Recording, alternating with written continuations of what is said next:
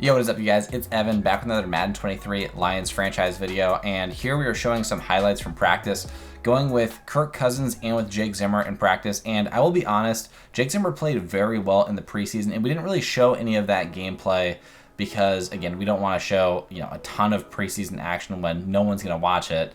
But our rookies did play very well. Quentin Posey earned a starting job, and Jake Zimmer is like right on the heels of Kirk Cousins, and you can see a couple of highlights here in preseason, or not in preseason, in practice, of him, making some good throws. Definitely a dangerous throw there to Ramondre, but making some good throws, and then also using his legs to extend plays and also scramble out of the pocket. And that is something that Kirk definitely lacks. Here, throwing a nice little dot in against cover 2 defense, and ultimately, we are still going with Kirk Cousins this season until he has a significantly, negative performance for us, or we're losing by a lot of points, and then we may make that switch. But I want to hold off on it for as long as I can, because Kirk is a 76 overall. He's like 36 years old, and he does not have a lot of time starting for our team left, and we want to give him as much of an opportunity to play as possible, just because he did lead us to that Super Bowl. And he's kind of like, he's not the captain of the offense, literally, but, he is the quarterback of the offense, and we just went to the Super Bowl last season. There's no reason we should be benching him, without cause, basically, is what I'm trying to say.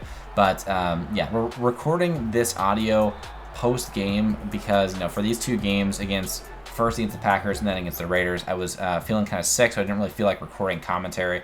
So I hope you guys stick around and watch anyways, because we're mostly going to be showing the highlights instead of the entire video, because I'm not going to be able to do commentary over the entire game play by play after the game has already happened.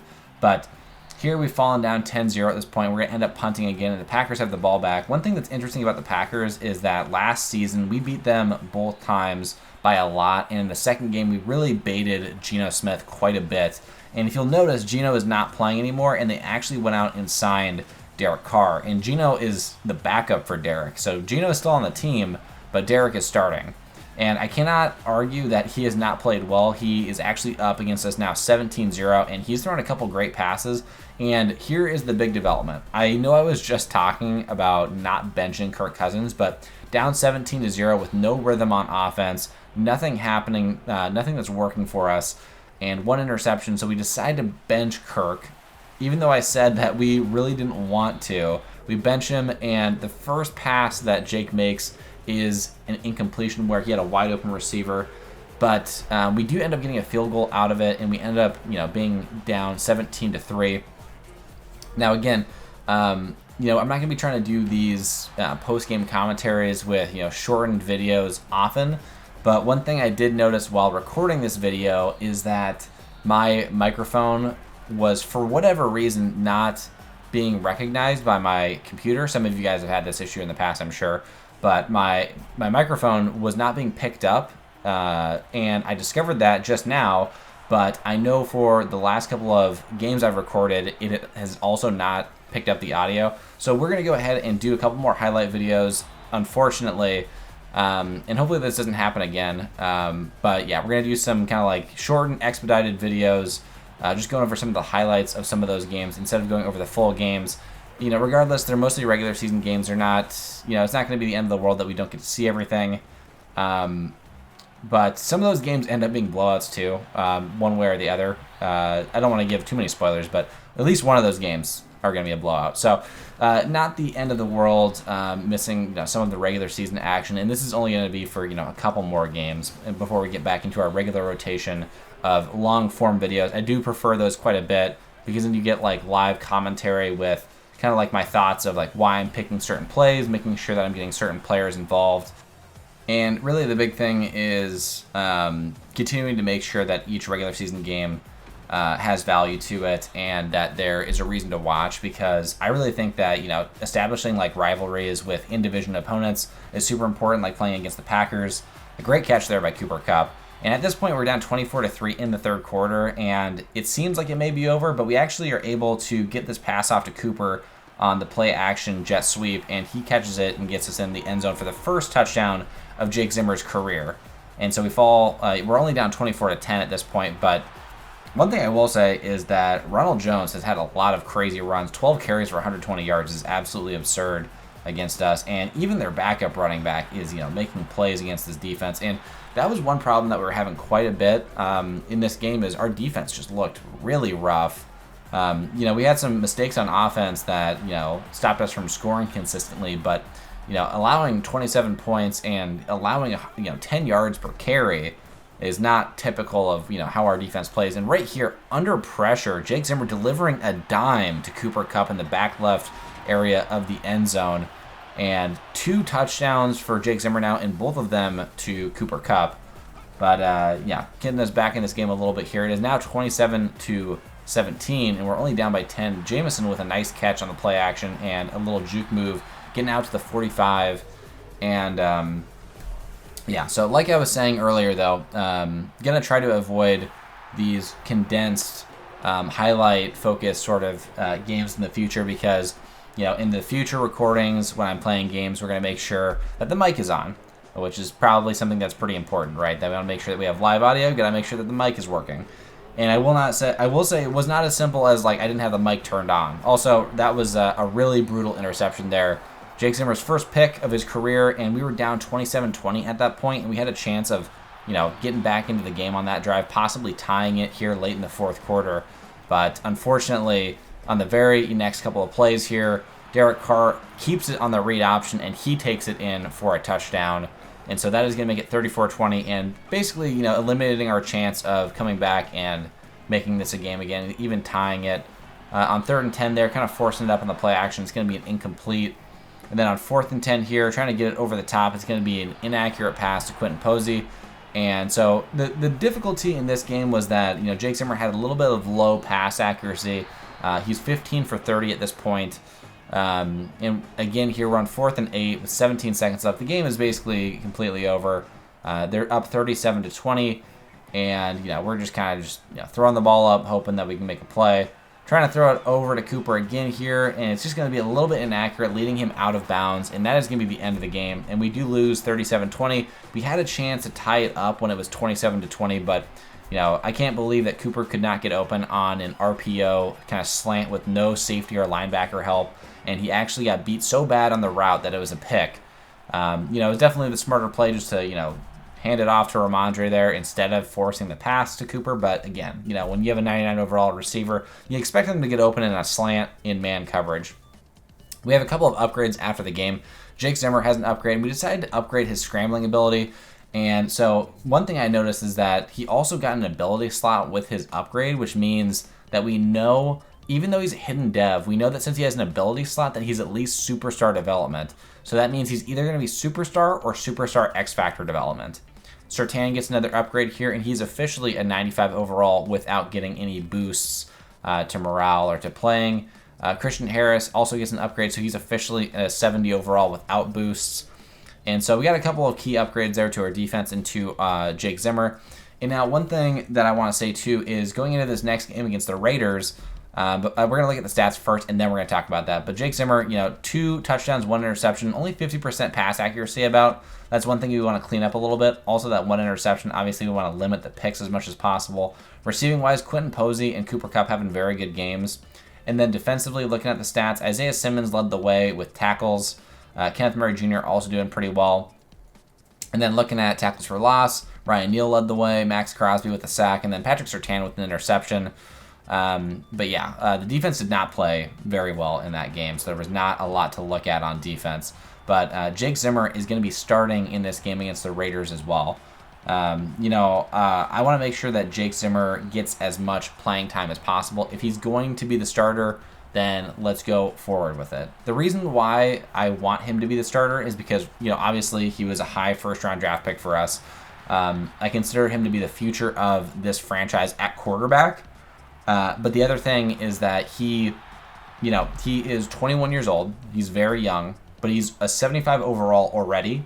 And Kirk Cousins is normal development and a 76 overall. So Kirk's window is essentially over. He is basically the same overall as Jake Zimmer, and as you can see, Diamond Brown taking it in on the jet sweep for a touchdown. We fall down 7-0 to start off with, and immediately on 1st and 10, we run a Phillies special, and Cooper Kupp with an absolute dime into double coverage as Jake Zimmer makes his first catch of his career, and then we try to get him some rushing yards here with a read option, but it ends up being a hold, so that kind of hurts our drive a little bit there. But yeah, Jake Zimmer getting on the board with a catch in his first start of his career, because he came off the bench in the last game against the Packers. But yeah, so Jake, is a 75 overall, while Kirk is a 76. So Kirk's window again is very small, and it just makes more sense to continue to develop to continue to develop Jake Zimmer instead of going back to Kirk. And the situation under which Kirk would be starting again is if Jake is playing extremely poorly, if he is missing a lot of throws, has a lot of interceptions, or is making a lot of really bad reads, or is fumbling the ball quite a bit, then that would be a situation in which Jake would get benched. The other situation, and this is a great rate option here, Jake takes it all the way from the 44-yard line on the keeper, takes it in for the touchdown, and that is something that simply Kirk Cousins cannot do. The other situation would be if Jake Zimmer were to get injured off of like a sack, or if he was scrambling in some way and he got injured. Then obviously Kirk would come right back in. It's not like a Derek Carr situation in real life right now where Derek is getting benched, he's getting put in the third string, and then he asks like, oh, I don't want to come back and play with the team. It's not like that. Kirk is right now he has the mentor tag too, so he's technically a mentor anyways. So he's going to continue to be a mentor for Jake Zimmer as he takes over the starting role. And again, if Jake Zimmer is struggling mightily and does not deserve to start anymore, then he will be benched, and that it is what it is. Like similar situation to Malik Willis. If Malik Willis had played well enough to take the starting job, then he would have been the starting quarterback. And the other issue there was only 2 issues with Malik Willis that made me want to start Jake Zimmer over Malik Willis, besides like the actual playing and like how well Jake Zimmer performed. It's one that Malik was a little bit older. He was 23 in his rookie season. And then number 2, it was that he regressed by like 3 overall in the offseason, which made almost no sense. Kyler Murray with a fumble here, and it ends up rolling right back to him, which I thought was absolutely crazy. On the very next play, he scrambles again here, and finally, Patrick Surtain forces the fumble again. 2 fumbles in a row. This time, DeMarcus Lawrence actually falls on it, and we get the ball before the half. But the problem is we do nothing with it, and we end up getting 0 points. Here on 3rd and 4, we get the ball to start the third quarter, and we just end up, throwing a really inaccurate ball. And that's an issue that, Jake Zimmer has continued to have to work on, is his accuracy. Here, a really bad pass from Kyler Murray, off his back foot, throwing it with no receiver within 20 yards. Kenneth Murray Jr. with the pick late in the third quarter here. Another keeper that was supposed to be a triple option, and I tried to, shovel it off to Ramondre there, but we could not get it off in time. Here on 4th down, they tried to go for a fake field goal instead of taking the lead. Again, we run another keeper. Jake Zimmer does pick up the first down on 3rd and 3. But yeah, something that Jake has to work on is accuracy problems. Here, though, throwing a great deep ball for the touchdown. Sometimes he has just amazing accuracy. His deep accuracy is, just pretty average right now. I will say that his deep accuracy looks very good because he's throwing a lot of like great passes to a bunch of really, really open receivers. That's one of the things. And Baron Browning coming up with a big pick against Kyler. He has a lot of open receivers. He has a lot of help. He's got, Jameson Williams, one of the fastest receivers, in the NFL. And then he's got Cooper Kupp, one of the best receivers in the NFL.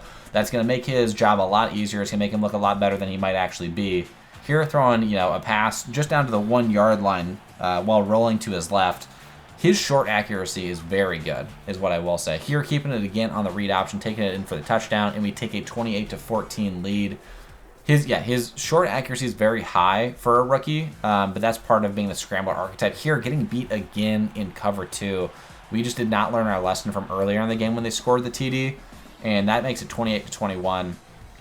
But yeah, there again, throwing out of a sack. Sometimes when he's facing pressure, it's a yellow or it's a red in terms of like its accuracy and the likelihood of it getting to a receiver, but somehow it just like magically still gets there. Again, here on a corner route, this time beating Eric Stokes, and I can't believe Eric Stokes was not able to complete that tackle. He takes it all the way for the touchdown on this play and ties it with 40 seconds left to Deontay Johnson.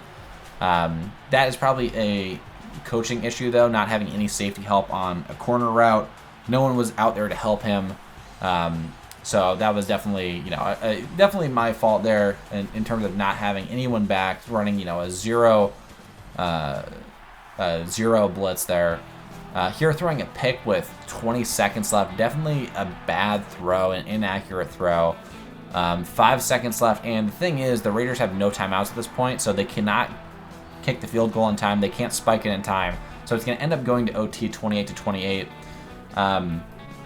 But yeah, so that's one of the things we're going to continue to work on. We want to upgrade his field general and his strong arm as much as possible, but we also need to just make sure that his overall is raised, where we can make sure he's getting enough ability slots to make him as successful as possible, because he is heavily weighted as a scrambling quarterback right now. Anyways, on 1st and 10 here, Najee Harris almost taking it all the way for the touchdown, and right now in an empty shotgun. Throwing the pick, though, Surtain absolutely baiting Kyler Murray to throw that pass to Najee Harris, and he takes it all the way for the TD, and we win this game. The defense played at times very well, getting a couple turnovers, and Surtain, absolutely bailing us out in this game. But, the offense was not super consistent. The defense was not super consistent. We allowed this team to come back when we were up 28-14 late in the 4th quarter.